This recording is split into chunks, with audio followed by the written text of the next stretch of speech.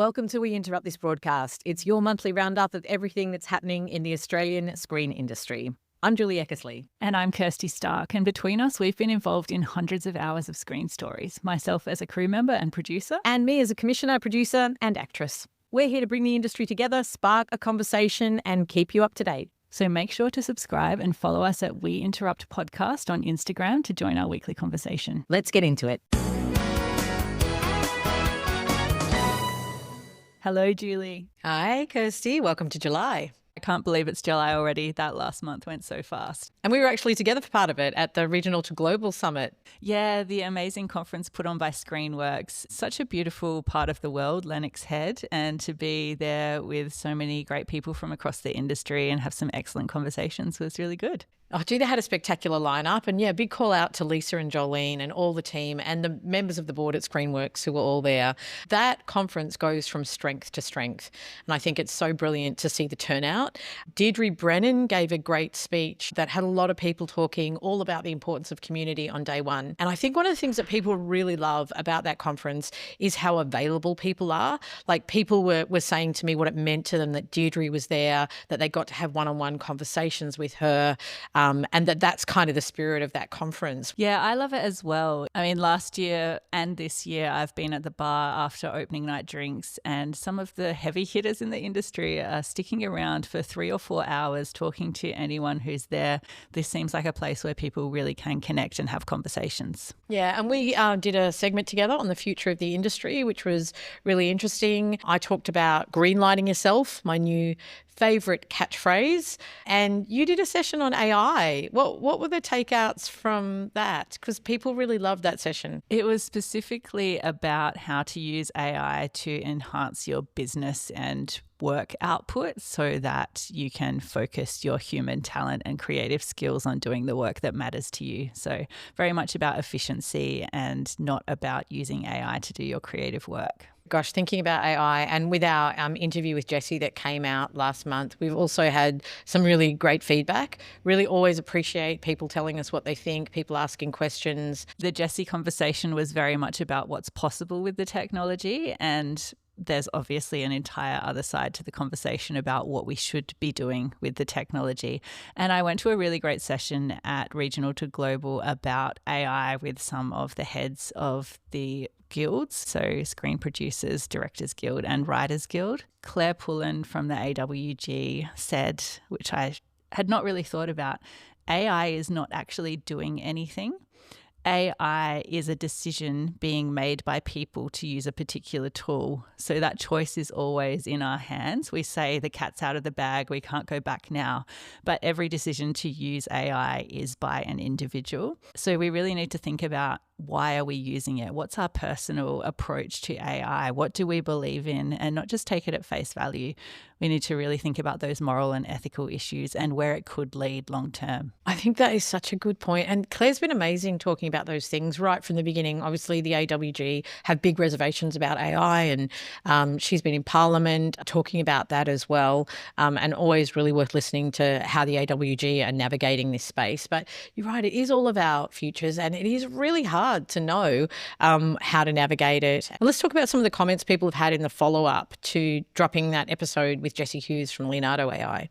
Yeah, we had a comment from Courtney about prompts and animation styles especially. How is that not theft when an artist developed that style and they're not getting compensated for your use of a prompt that leads to that outcome? I mean, these are really good questions, and there's some legal cases that are testing this kind of thing at the moment, right? Disney has taken Midjourney to court. Yeah, and I think it's going to be really interesting to see how that plays out. But also, I think the legal issues and the legal cases are just going to mean that studios, funding bodies, commissioners take a really risk-averse position to AI, and the risk is going to be put back on to individual creators. The studios aren't going to take on those legal risks themselves. And I can see already how that's going to be a real point for producers. When you're in a situation, you're up against it with your budget, there are AI tools that can potentially solve a financial issue that you've got, whether it's pickups or that kind of element. And yet you're also then under a contract where it says that, you know, you're not allowed to use AI in any way, which of course, you know, you can't break your contract. that is definitely going to be a point of conflict for producers. There's big companies like Rising Sun Pictures in South Australia who are training their own AI models on work that they own full copyright to. We're not talking about that. We're talking about the generative AI tools like ChatGPT, like Midjourney, that are creating from globally sourced content. And this is such a great point, Kirsty, because of course we can't just collapse the whole topic of AI. There are really different ways to use AI. It's already been extensively used in our post processes. There's lots of great ways that you can use it, and it's really an efficient tool. But then there's the generative issue. That's really where the crux of the moral issues come to. I thought there was a great comment as well asking about hearing from writers who don't work for an AI tech company in terms of how they're using it. And that made me think of a conversation that I had at Screenworks with someone who is a regional writer. They were saying, they haven't been able to get into writers' rooms, but they really want that input from other people. So the example they gave me of using AI was that they go into AI and they say, hey, I'm a writer. I don't want you to give me any suggestions, but I want you to ask me questions. Here's my story. And then they're using AI in that situation to generate a writer's room for themselves. That was a really interesting example. Yeah, and I think that's a way of using AI to build your skills and take opportunities that you might not otherwise have, which is really exciting. On the flip side of that, of course, is what does that mean? Does that mean that professional writers don't have the budgets for writers' rooms anymore? They can't get together and have those conversations. People like note takers who might have been in the room are now being overtaken by AI. And so those emerging career writers are missing out on opportunities to be in the room. And those pathways are things that I really worry about. 100%. I'm not saying that that's a great option, but we know that not enough people can get into writers' rooms. So what this writer was saying to me that was they haven't been able to get into a writer's room, but they still want that rigor. And so they're engaging with AI to help them with that rigor. Again, it's coming to that opening up opportunities for people who wouldn't necessarily have them. Yeah. And as Claire Pullen said from the AWG, part of the joy of being a creator is knowing that you've taken the time and effort to develop your skill set. And why would you want to take shortcuts around that? Why would you want AI to erode the possibility of you building a career with skills that you have generated for yourself? I don't know if you saw the MIT study that came out this month about dividing students up into 3 groups and giving them various levels of access to AI to write essays. And it was showing that your brain function and ability to recall the information literally goes down. I mean, you can see that. And when you listen to the interview that we did just recently with Corey Mandel, he's talking about the necessary rigor. You need to build that muscularity in your writing. And yeah, that's the case for so many of the skills that we do. As we often say, Kirsty, you got to get on the tools. We learn by doing, and the temptation to outsource that can not working out. It makes your muscles go flabby. Yeah, and even Jessie was saying that the people who are using AI the best at the moment are people who do have those 20-year careers behind them. So they've developed those skills, they've developed that understanding of what it means to tell a good story, and now they're using AI to enhance that. But I do worry for future generations. Yeah, because it's so easy. It's a slipstream, right? But it's a cheat sheet. Also went to some of the Afters Digital Futures conference, which was really interesting and online, and heard Doug Shapiro talking about it, who's a really great thinker about the future of the industry. And he was talking about the fact that we've had this massive disruption in distribution, and now we're going to have another one with AI. I went to the session on what it's going to look like to be a producer in 2030. So we've been talking a lot about niche content versus broad and mainstream. And one thing that I found really interesting was Emil Sherman from Seesaw saying that that's not actually what he's seeing with the streamers. He is seeing the streamers still looking for quite broad mainstream content. So interesting. Well, I think that's exactly the point, that really the streamers and those models that are built on needing to get to a mass media, they're not able to navigate the niche in the same way. Actually, they do still need to go broader and broader, kind of back to that that old television model that Professor Amanda Lotz was talking to us about, of least objectionable content, right? Because how else do you get those numbers that are getting harder and harder to get? But on the other hand, the whole kind of green light yourself, find other ways, that is where the niche really is. And that's where you can create sustainable businesses through the niche. Yeah, I do think the niche definitely has a place online. I'm actually in the process of re-releasing First Day, my children's series in the UK at the moment. Oh, wow. How's that been going? It's been great. We're one weekend in, but we've really been doubling down on how do we find our niche? How do we go to those people first, and targeting groups and organizations in the trans and LGBT community to find that audience. And they're resonating so beautifully with the content, leaving comments. It feels like we're building a community, and hopefully over the next couple of weeks, we'll see that expand out and other people start to find the content and be recommended through them. But you can definitely see the algorithm picking up due to that initial engagement.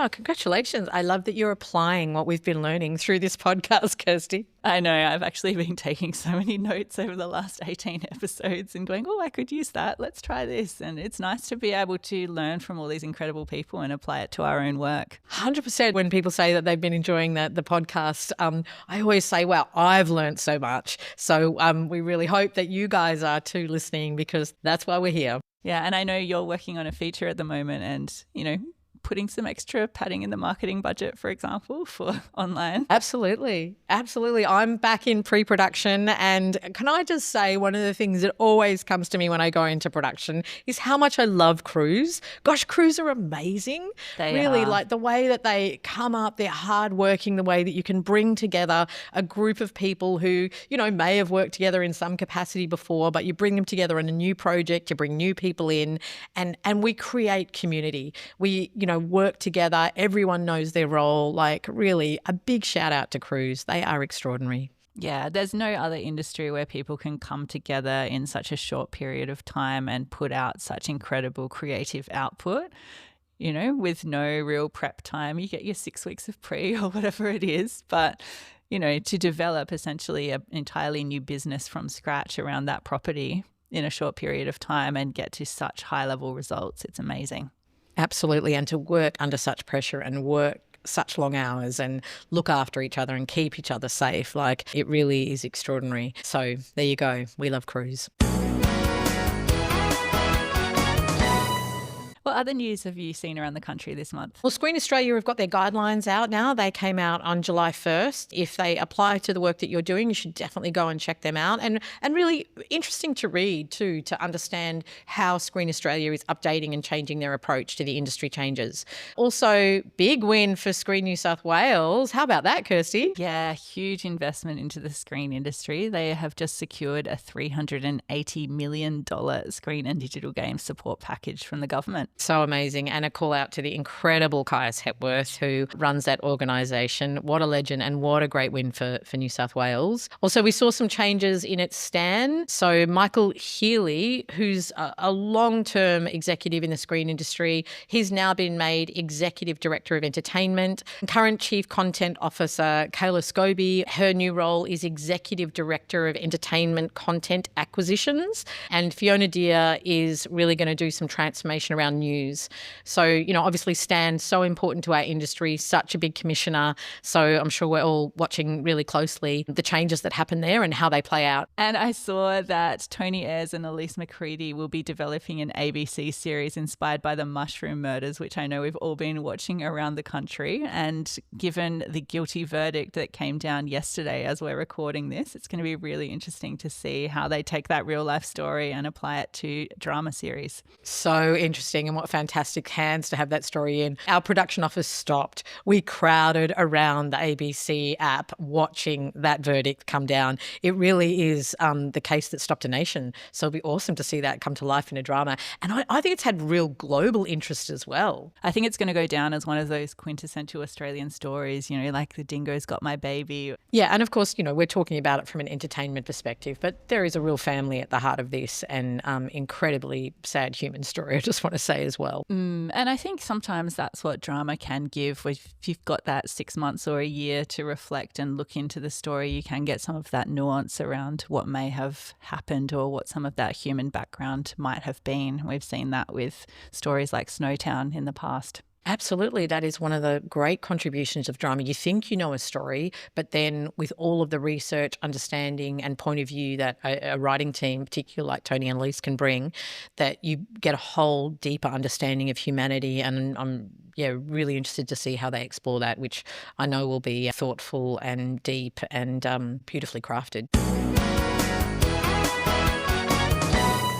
Have you been watching anything this month, or have you been too busy in production? Pretty busy in production, but I just wanted to give a call out to the digital originals that came out last month, Moonbird, Warm Props and Monty. Now, this is a program that SBS runs with Screen Australia. It's an incredible program. It has launched so many careers, and this lot of digital originals that just came out, they're on the SBS On Demand platform, were the last lot that came through when I was in there as head of scripted, and Luani Arman and Catherine Kelleher were overseeing them. So they're really special. And if you want to be part of the Digital Originals program, you need to go back and watch all of that content. So make sure you check them out.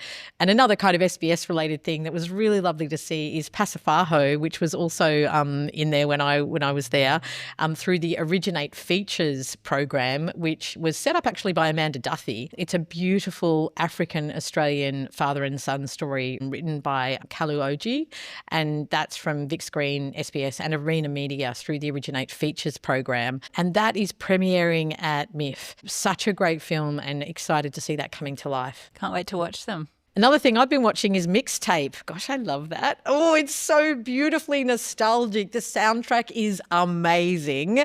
And if you're a Gen Xer like I am, you are absolutely going to love the nostalgia. And actually at Screenworks, I heard Lana Greenhall and Isabella Torv from Foxtel Binge talking to audiences. Such impressive women. They were talking with such generosity, such beautiful leadership, and, really inspiring to listen to. And I thought it was worth reflecting the things that they were saying that Foxtel Binge are looking for at the moment. They call them buckets. So they've got the crime bucket, the elevated relationships bucket, the comedy bucket, and then a bucket that they call the half pillar, which is kind of anything else that is undeniable. So How to Make Gravy is something that fits into that box, which was a beautiful film. And they were really specific also that their key demographic in at Foxtel Binge is women 35 to 45 for Binge and slightly older for Foxtel, but definitely female skewed. So I thought that was really useful information to pass on. And I think that's a really interesting point as well. They're obviously looking for a wide mainstream audience that speaks to different generations, but by starting with that demographic of women in that 35 to 45 age bracket, they're reaching a target audience that can then spread out to everyone else. Kirsty, what else is in production around the country? So My Brilliant Career, the huge Netflix series, continues in South Australia.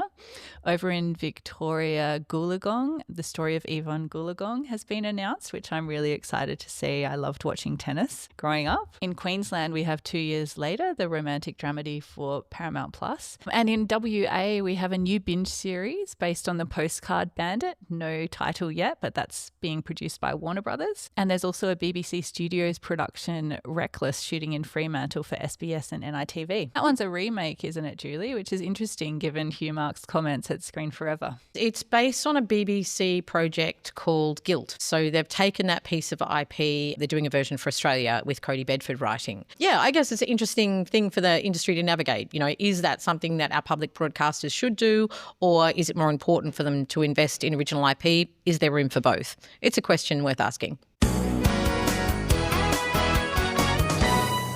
So that's what's been happening over the last month. And as we release this episode, we'll be right in the middle of Future Vision Summit. Unbelievable lineup of guests. We'd love to hear your thoughts. If you've got any comments or any key takeaways, please let us know so that we can put them into the August roundup. Thanks so much for listening, and we will see you next month. Have a great month. Now back to your regular programming.